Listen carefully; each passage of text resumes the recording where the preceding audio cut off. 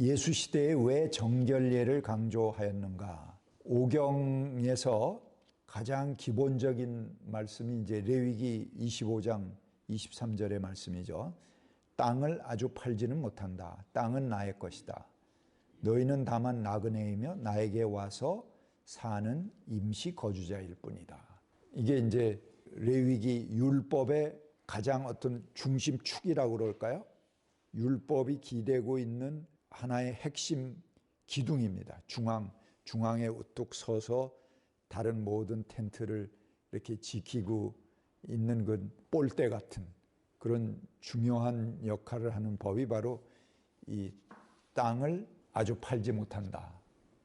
땅은 나의 것이다 하는 그런 하나님의 법입니다. 그래서 땅은 하나님의 것이란 말씀은 땅은 누구에게나 필요하다는 뜻입니다. 힘 있는 자들이 독점하지 못하도록 땅은 사고 팔 수 없게 했습니다. 땅은 모두에게 골고루 나누어질 때 풍요로우며 생명이 됩니다. 구약은 그럴 때 정의롭다 그렇게 말합니다. 정의는 정신적이거나 영적인 개념이 아닙니다. 정의는 어떻게 하면 모든 육체들이 생명의 물질적 기초를 골고루 나누는가 하는 문제입니다. 삶의 근거를 공평하고 평등하게 소유할 수 있는 조건에 그 정의가 정의롭다, 정의롭지 않다 하는 것이 달려있는 것입니다. 누구에게나 다 필요한 땅을 누군가 독점하고 있다. 그럼 그게 불입니다. 근데 우리 자본주의는 그런 건 묻지 않죠. 그냥 합법적으로 소유하고 있으면은 정의로운 거죠. 그런데 이 성경의 법대로 보면 그렇지 않은 겁니다. 종말은 땅에서 이루어지는 불의한 역사가 끝나고 땅이 악에서 벗어나는 것을 말하는 것입니다.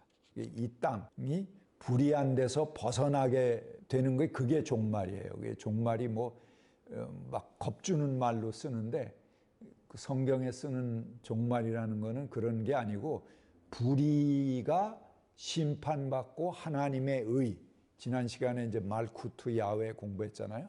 하나님의 다스리심, 하나님의 통치가 이 땅에 이루어지는 게 그 종말에 이루어지는 것입니다. 마지막 때에 이루어지는 행위를 말합니다. 종말은 우주적 파괴를 통해서 창조를 말소하는 게 아니라 우주적인 변혁을 통해서 이 세상 안에 존재하는 악을 파괴하는 것입니다. 정의로운 세상은 땅이 고르게 나누어지고 이웃과의 경계를 셈하지 않아도 되는 세상입니다. 땅은 하나님의 것이듯 땅의 소산도 하나님의 것입니다. 땅의 소산 또한 모두가 고루 나누어야 합니다. 그것이 하나님의 법의 핵심입니다. 분배 정의가 하나님의 뜻입니다. 분배 정의는 땅이나 음식 자체에 대한 문제라기보다는 모두를 위해 나눌 때 정의롭다 하는 그런 뜻입니다.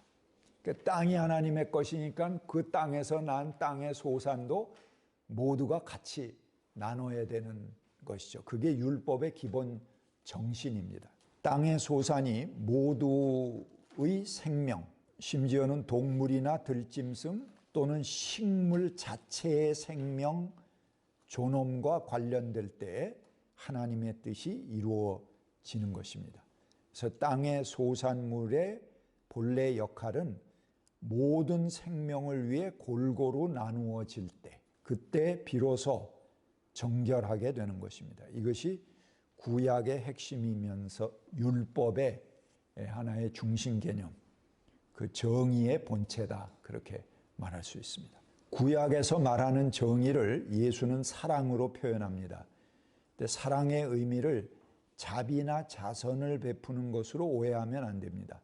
사랑은 나눈다, to share로 번역하는 것이 훨씬 낫다. 한 신학자는 그렇게 말합니다. 그래야 구체적이 된다는 것이죠. 나눈다는 말은 우리가 관대한 마음으로 소유를 나누어 주는 것이 아니라 본래 하나님의 것을 평등하게 분배한다는 의미입니다. 이것은 우리가 당신의 선물을 베푸시는 하나님의 사역에 참여하는 것입니다. 부자가 가난한 사람에게 주는 선물은 사실 하나님의 선물입니다. 따라서 자선을 베푸는 사람은 단지 관리자, 즉 하나님이 주신 선물을 분배할 뿐입니다. 그런 행위를 통해서 우리는 하나님의 본성에 참여하게 됩니다. 근본적으로 우리 것을 나누는 것이 아니라 하나님의 것을 하나님에게 돌리는 행위입니다. 본래 우리에게 내 것이라는 것이 없기 때문에 그렇습니다. 모든 것이 자연의 것이고 신앙적으로는 하나님의 것입니다. 그래서 어느 누구도 빈손으로 세상에 왔다가 빈손으로 가기 마련입니다. 그러니까 내 것이 없는 거죠. 본래. 그렇기 때문에 나누는 행위는 본래 하나님의 것을 하나님께 되돌리는 근본적인 행위다 하는 것입니다. 고고학 발굴 자료를 보면 예수 시대의 정결례가 가장 성행했습니다. 당시는 유대인의 정체성을 정결례로 표현했습니다. 세포리스의 집들을 발굴했는데 거기서 제의용 욕조, 돌항아리, 돌그릇 등이 드러났습니다. 거의 모든 집이 제사장 집으로 오해할 정도로 조금 여유 있는 집에는 제의용 욕조가 있고 가난한 집은 돌항아리나 돌그릇이 집집마다 있었습니다. 이것들은 정결례에 쓰이는 그릇들입니다. 식기 용도로 쓰기에는 너무 무거운 거죠. 밥 먹을 때마다 어떻게 돌항아리를 들어놓고 먹겠어요. 이게 그런 것들이 발굴됐다 하는 것은 집집마다 있다 하는 것은 집집마다 정결례를 행했다 하는 고고학적 그런 증거가 된다는 것입니다. 로마의 귀족 문화 특징은 목욕과 만찬입니다. 근데 유대인의 정결례는 로마의 목욕이나 만찬 문화와 유사한 방식을 사용하지만 내용적으로는 유대인들만의 신앙을 표현하는 방식이었습니다. 그러니까 로마인들이 보면 저 가난한 것들은 목욕을 젖다우로 하는구나 이렇게 우습게 보지만 사실은 왜 유대의 종교 예식을 막 저들이 행하면은 로마가 믿게 볼 거 아니에요. 그리고 그 유대의 종교 의식이라는 것들은 이제 그 로마에 의해서 통제를 받기 때문에 목욕하고 뭐 돌항아리에 놓고 목욕한다 그러면 그 로마인들이 항상 목욕하는 거니까 그들은 그 목욕 문화니까 저 가난한 것들이 저렇게 목욕을 하는구나 이렇게 깔볼지는 몰라도 그것을 가지고 책 잡지는 않는다 하는 것입니다. 그러니까 그 로마의 목욕 문화를 본뜬 것 같이 하지만 사실은 그것을 통해서 유대인들의 정결 예식을 행하도록 그 문화를 바꾼 거죠. 그게 이제 바리새 사람들, 율법학자들이 만들어 놓은 하나의 변화다 이렇게 볼 수 있겠습니다. 실제로는 로마의 방식을 채용하지만 로마의 문화 침략에 도전하고 문제를 제기하는 의미로 이런 정결례가 사용됐습니다. 제의용 욕조는 상류층에서 사용했고 돌항아리는 당시 값비싼 유리, 금속 도자기류에 맞서는 토착적인 대용품으로 쓰였습니다. 이런 정결례를 통해서 유대인은 자기 정체성을 확인했고 이는 또한 식민지 백성들이 할 수 있는 비폭력적인 저항 행위였습니다. 땅은 하나님의 것이라는 오경의 근본 사상은 이미 지켜질 수 없게 됐습니다.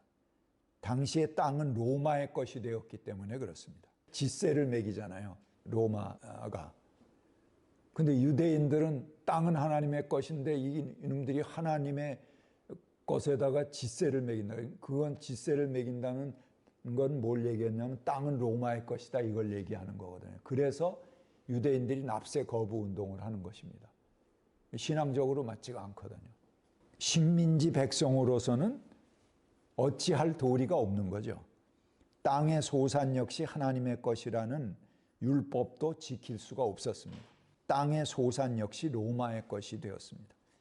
그러기에 가능한 유일한 방법은 자기 자신을 정결례로 하나님께 드리는 것입니다. 땅도 하나님께 못 드려 로마의 것이 됐고, 땅의 소산 역시 로마의 것이 됐으니까는 나라도 드려야지.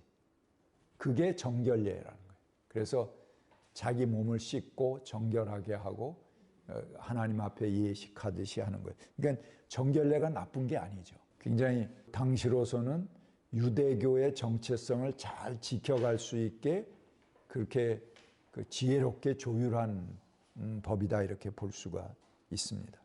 정결례 헌신이 그들이 할 수 있는 최소한도의 신앙 표현이었습니다. 정결례식을 비의 종교에서 행하는 씻김 행위라는 경멸적인 것으로 봐서는 안 됩니다. 오경에 따르면 땅은 하나님의 것인데 그 땅 도처에서 이루어지는 모든 생활 속에서 하나님의 현존이 임한다는 것을 보여주는 매개체가 바로 정결례식입니다. 정결례식은 그들이 하나님과 맺은 언약을 날마다 상기시켜주는 매개물이요, 자기 자신을 하나님의 거룩성에 연결시켜주는 행위입니다. 몸을 씻는 행위는 나름 하나님께 드리는 행위를 의미합니다. 모든 만물이 하나님의 것임을 깨닫고 우리 자신이 하나님의 정의와 사랑을 이루는 주체임을 바로 자기 안에 새기고 인식하는 방법입니다. 그래서 정결례식을 통해서 세속에서 하나님을 발견하고 일상적인 삶 속에서 하나님을 확인합니다. 정결례는 하나님 앞에 서는 데 필요한 바른 몸의 자세와 신체적 준비가 바로 정결례였습니다. 이 정결례를 예수님이 비판하고 했기 때문에 막 흉악한 걸로 매도만 했지, 정결례가 이렇게 깊은 뜻이 있다는 거 아마 여러분 처음 들었을 거예요. 그 바리새인들이 나쁜 사람이 아니에요. 그들이 이렇게 하나의 자기 정체성을 지키려고 굉장히 노력한 사람이기도 합니다. 그러나 예수는 그것이 민중의 삶을 죄인으로 정죄하는 그것에 대해서 그들과 맞섰을 뿐입니다. 정결례식은 하나님 앞에서 자신들의 몸을 제의적으로 바르게 세우려는 노력이며 윤리적으로 살겠다는 결단입니다. 이 땅에서 어떻게 하나님의 언약을 따라 하나님의 임재와 함께 살아갈 것인가에 대한 관심이었습니다. 제의용 욕조는 언약 아래에 있는 이스라엘 민족 공동체 안에서 구성원의 자리를 회복시켜 주었고, 돌그릇은 한 개인이 하나님 앞에 서는 자리를 확고하게 해 주었습니다. 그런데 이제 그것이 본래 자리를 벗어난 정결례가 되었다 하는 것입니다. 이제부터 이제 예수님이 그 바리새 사람들과 왜 맞섰는가 하는 그런 내용이 나옵니다. 그러나 예수 시대의 정결의 본뜻을, 예수 시대에는 정결의 본뜻을 벗어났습니다. 음식을 먹을 때 잔이나 단지나 녹그릇이나 침대를 씻을 때 몸을 씻고 먹느냐, 손을 씻고 먹느냐 아니냐 하는 여부가 목적이 되어 버린 것입니다. 그래서 예수께서 이사야의 말을 인용해서 그들의 위선을 나무랍니다. 마가복음 7장 6절부터 8절 그리고 11절부터 12절 말씀을 제가 읽어보겠습니다. 이 백성은 입술로는 나를 공경해도 마음은 내게서 멀리 떠나 있다. 그들은 사람의 훈계를 교리로 가르치며 나를 헛되이 예배한다. 너희는 하나님의 계명을 버리고 사랑의 관습을 지키고 있다. 한 예로 부모에게 드릴 것에 대해서 그들은 말한다. 누구든지 아버지나 어머니에게 말하기를 내게서 받으실 것이 고르반. 이 고르반이라는 말이 뭐냐 하면은 하나님께 드리는 예물이 되었다. 그렇게 말하면 되었다는 것입니다. 그렇게 말하면 그만이라는 것이죠. 그러면서 아버지나 어머니에게 그 이상 아무것도 해드리지 못하게 한다. 그러니까 하나님께 드린다는 명분으로 실제 아버지나 어머니에게는 이거 고르반 하나님께 드리는 예물이 되었네요. 그러면 아버지나 어머니가 어떻게 못하는 거죠. 그래서 그렇게 이야기함으로써 부모를 홀대하는 행위를 이제 나무라는 것입니다. 본래 하나님의 말씀은 내 아버지와 내 어머니를 공경하라 하는 것이고 아버지나 어머니를 욕하는 자는 반드시 죽을 것이다 할 만큼 부모에 대한 효를 강조합니다. 그러나 그들은 하나님의 말씀을 버리고 인간의 관례를 내세워서 자기 욕심을 취합니다. 아무 뜻도 없고 의미도 상실한 메마른 법만이 사람을 나누고 찌르고 정죄합니다. 이런 낡은 법을 갈아엎고 본래 하나님의 말씀의 자리로 돌아가자는 것이 예수의 말씀입니다. 인간이 본뜻을 잃고 먹는 음식에 대해서 우리의 몸에 대해서 제멋대로 정하고 부정한 것을 나누어 사람들을 자신들의 체계에 길들이려 하지만 진정한 정결함은 오직 하나님의 뜻 안에서 행할 때만 존재합니다. 아까 사람의 몸속으로 들어가는 것은 사람을 더럽히지 않는다. 사람에게서 나오는 것이 그 사람을 더럽힐 뿐이다 하는 게 그 예수님의 본뜻이죠. 예수가 죄인들과 더불어 식탁에서 벌이는 친교는 예수의 목회 중에서 가장 중심적인 특징입니다. 1세기 팔레스타인에서 죄인들이란 주관적인 죄책감에 시달리는 사람들을 말하지 않습니다. 그들은 사회적으로 추방된 자들입니다. 즉 멸시받을 만한 직업에 종사하는 사람들, 부도덕하다고 여기는 자들, 종교 지배자들이 표준 미달로 배척한 자들, 즉 예를 들면 사마리아 사람들, 이방인, 가난한 사람, 그런 사람들이겠죠. 이들을 이스라엘 성결법, 홀리니스 코드, 레위기의 법을 성결법이라고 합니다.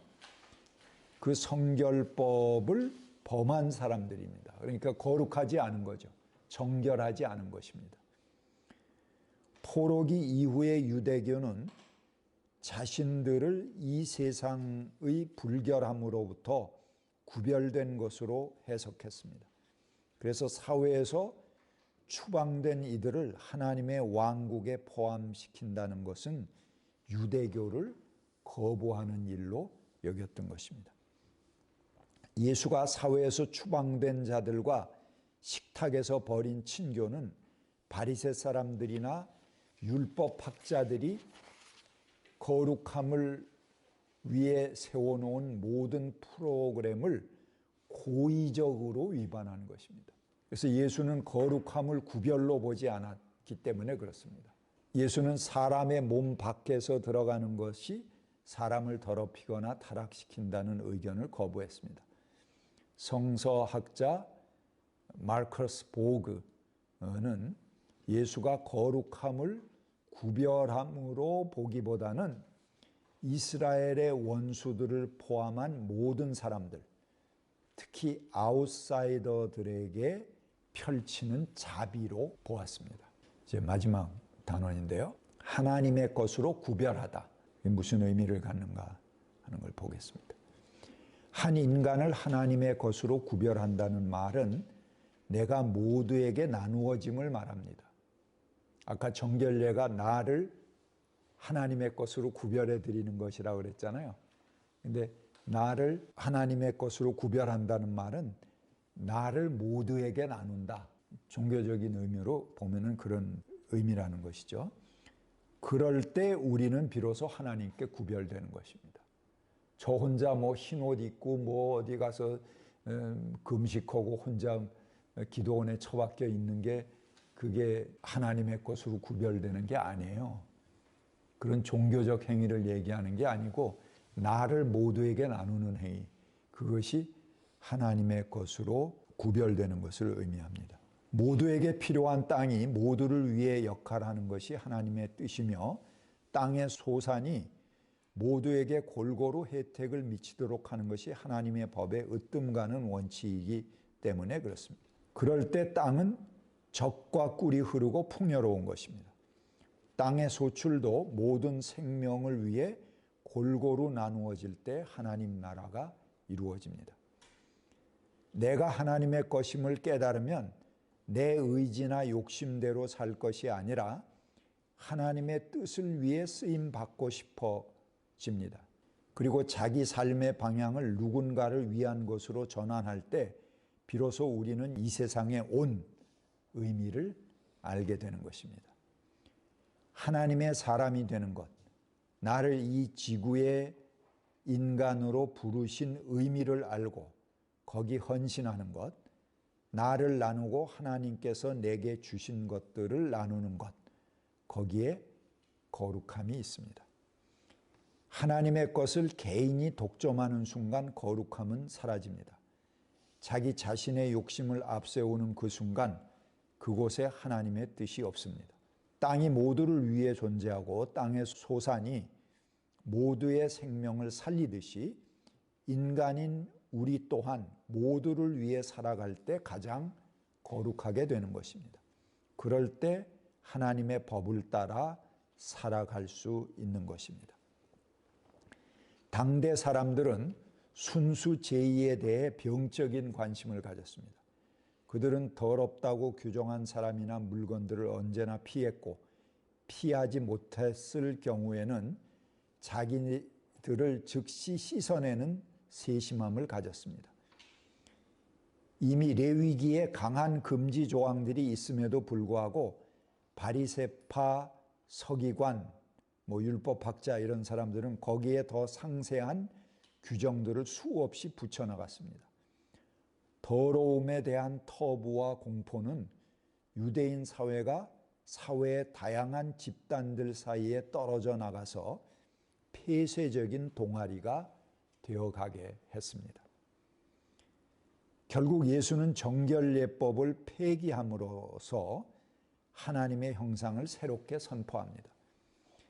그 하나님은 깨끗함에 대해 관심 없고 오히려 주변에 내몰린 사람들과 버림받은 사람들을 사랑하며 초대받지 못한 자들과 사랑받지 못한 자들을 감싸시는 분이다. 그리고 우리 모두에게 동정심 깊은 어버이시다. 의식의 정결을 위한 규칙들은 여러 종류의 사람들과 사회의 각 부분을 그들에게 배당된 마땅한 자리에 묶어두는 것들입니다. 즉 사회적 지위와 층위를 공고하게 하고 사람들에게 각인하는 역할을 하는 것이죠. 그래서 예수는 첫 번째 기적으로 정결의식에 사용할 물을 새로운 질서의 포도주로 변하게 했습니다. 가나의 그 포도주를 만드는 사건이 첫 번째 기적이죠. 눈에 보이는 거룩함을 셈하기 위한 정결을 잔치에서 새로운 흥을 돋우고 모두가 함께 어울리는 자리로 변모시킵니다. 예수는 거룩함, 정결함을 어떤 율법의 규정에 묶어두려는 시도를 거부합니다. 참다운 거룩함이란 하나님과의 올바른 관계 회복에 있으며 우리 주변의 모든 이들, 특히 우리 사회에서 제외해버린 사람들과의 관계를 회복하는 것이 참된 경건임을 우리들에게 일깨워 주셨습니다. 오늘 거기까지 강의하도록 하겠습니다.